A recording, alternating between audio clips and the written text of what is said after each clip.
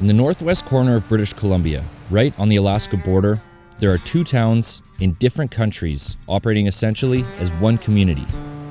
On the US side, we have Hyder, Alaska. Population, about 60 people.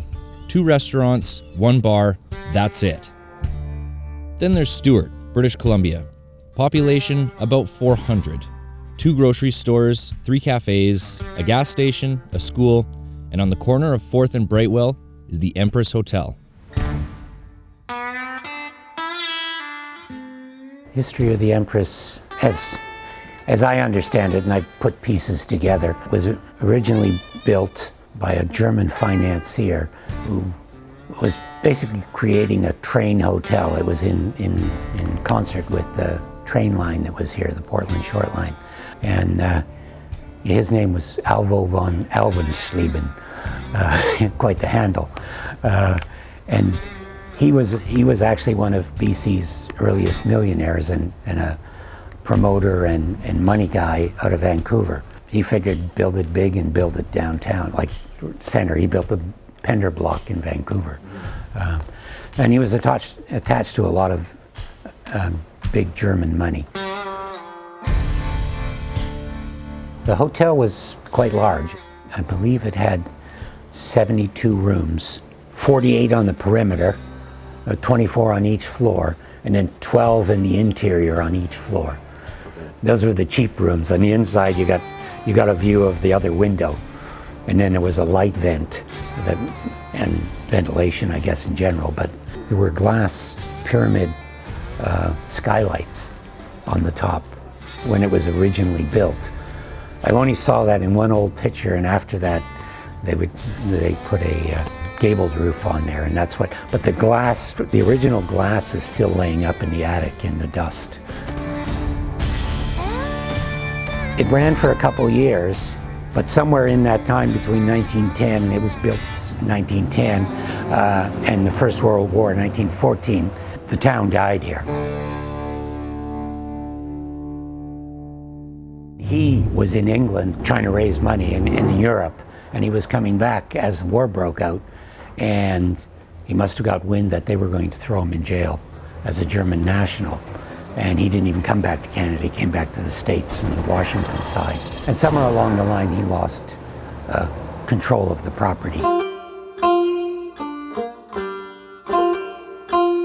In the early 20s, it was purchased by a Manigello, who actually owned it from the 20s right through to the 1983 or so when I bought it. It was never really a hotel again. It was the town hall for a long time. I know up into the 60s and 70s, or the 60s anyways, and then it became a shop after that. I bought the Empress as a hardware store, for a hardware store at the time, and it had been used as a shop, pretty much. The building itself was starting to sag. I lifted it about 6 inches in the center, took the top sag out of it. But for the most part, it was in pretty good shape. It was all fir construction and little rooms, so it was, if it fell down, the top 2-3 floors would have fallen together and probably stayed intact. I did start to renovate, but the neighborhood wasn't really was the problem in trying to renovate it to a classy hotel. I still think it would make a good hostel or pension or something of that nature. Here we are inside the old Empress Hotel. I have permission to come and do a walkthrough here, and it's crazy. This old building still has power on. Now I'm in the bottom floor right now, and this would have been all like restaurant and bar. The largest bar in British Columbia used to be right here. That was it. I guess that was their claim to fame. One thing that I noticed that I thought was really cool is the original trim still up there. See that old trim all along there? Very cool. Beautiful staircase here. And this would have been, I'm assuming, original wallpaper. That's pretty cool.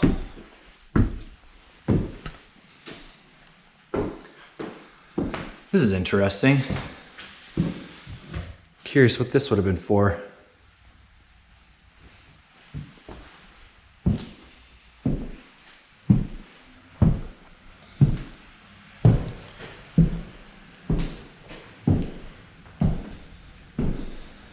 You can see the original glass wavy in there.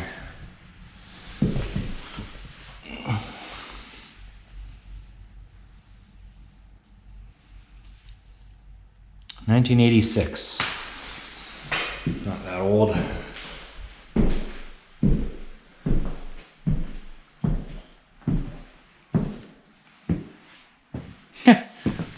Little coin laundry.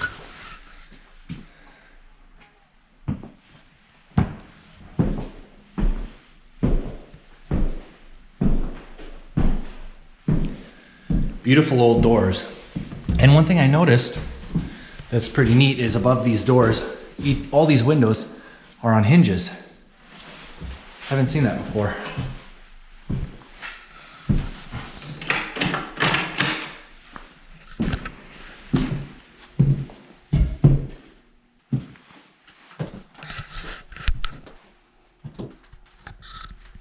So this is, again, original wallpaper. Wow, look at the color actually. I never noticed that until I put the light right up to it. That's cool. Oh. Yes, this is one. So this building has light shafts. Some people that have been in here, they think that this is an old elevator shaft, but this building, it has two of those light shafts going down it so that the interior rooms have some light. So there'll be rooms on each side of that with a light going into it.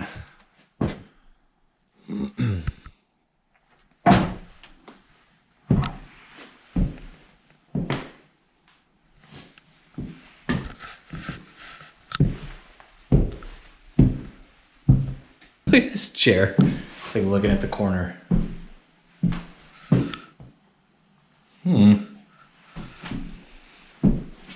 Here's a good example of one of the light shafts. That's so cool.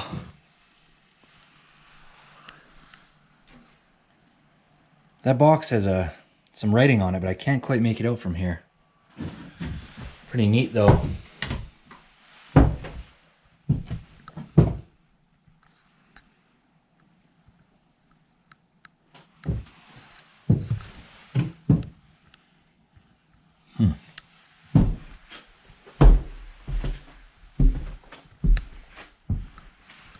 Hey, this is cool.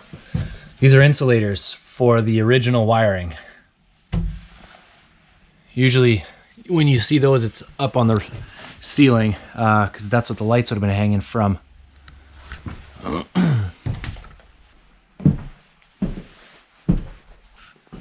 Whoa! Check this thing out. How fun is that? That's neat.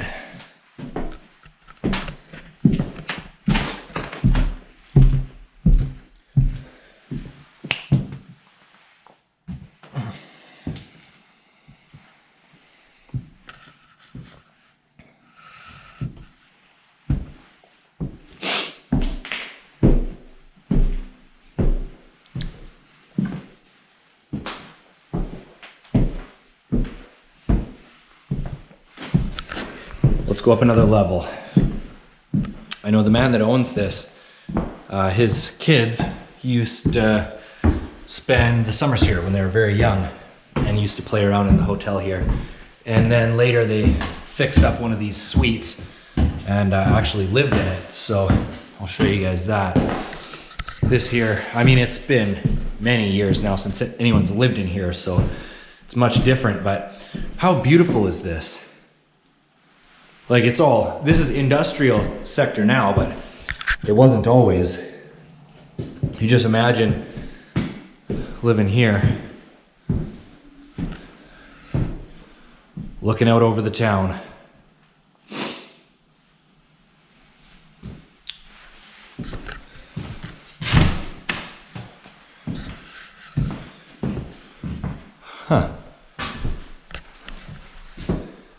Interesting spot for a door.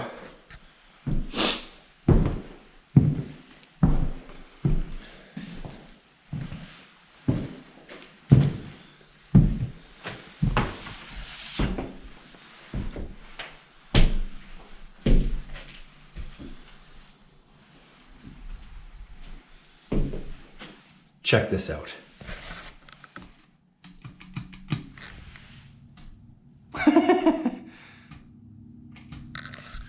How crazy is that?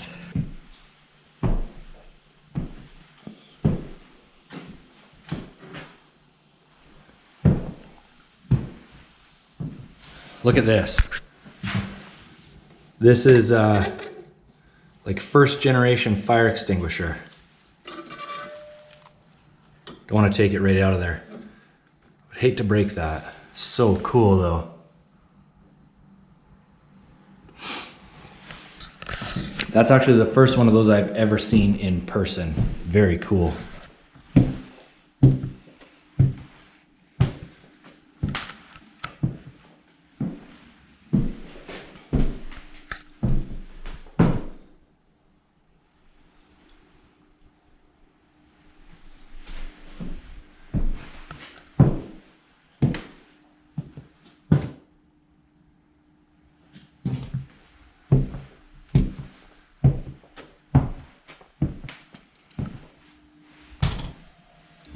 Here we go.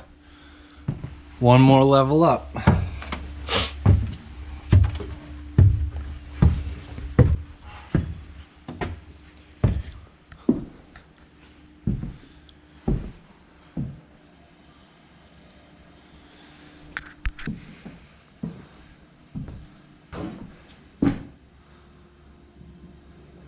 Not much up here. This is the light shaft from up top though. What do you guys think? I mean, it's perfectly balanced on there.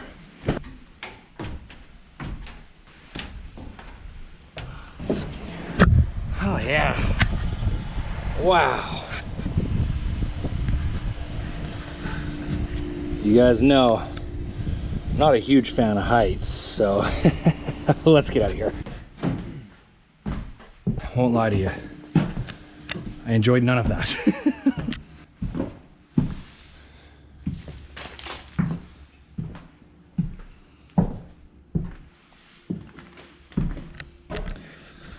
I'm more or less just assuming, but I doubt anything was actually up here on this third level. Probably just storage and stuff like that, but sure is beautiful.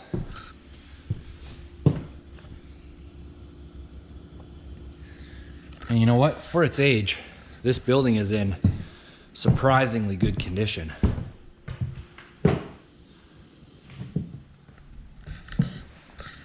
Yeah, see, you can see up there the insulator from the lights that would have been up there.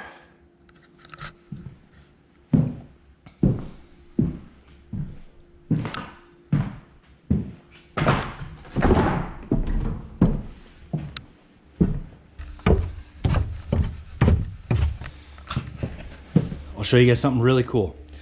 When we were in Antioch, we found a giant pile of exactly these. These ones have a number 8 on them. The ones in Antioch had a number 5. None of us knew what they were for until right now. Check this out.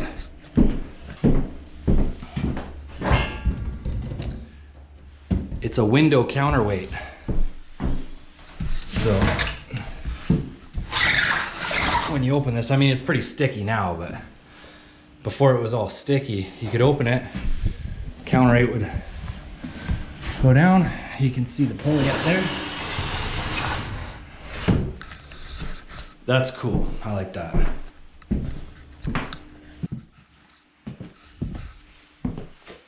Sweet freaking shoes, dude.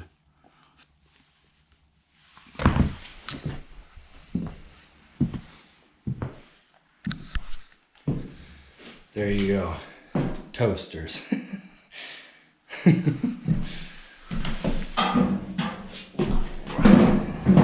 Whoa. Whoa. Look at this thing. That's cool.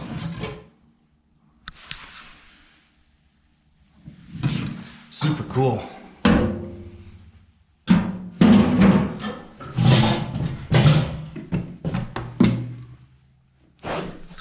Old swinger.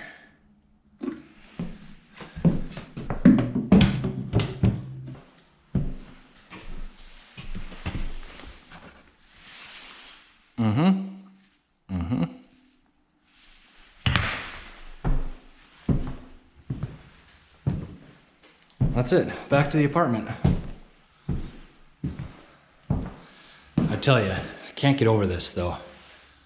Super nice. Going into Stewart, I knew I definitely wanted to do a story on the Empress Hotel because it caught my eye immediately when I was rolling into town. It is the biggest building in town by a landslide. So thank you, Frank, for letting me go and do that story. And he'll actually be making an appearance on the channel once more a little bit down the road, and I'm really excited about that story as well. Huge thank you to my patrons. I'm heading back north now, and the gas is $1.90 a liter up there. So I'm really thankful to have your guys' support, and I can't wait to share the whole trip with you guys. As always, take nothing but pictures, leave nothing but footprints, and I'll catch you on the next one.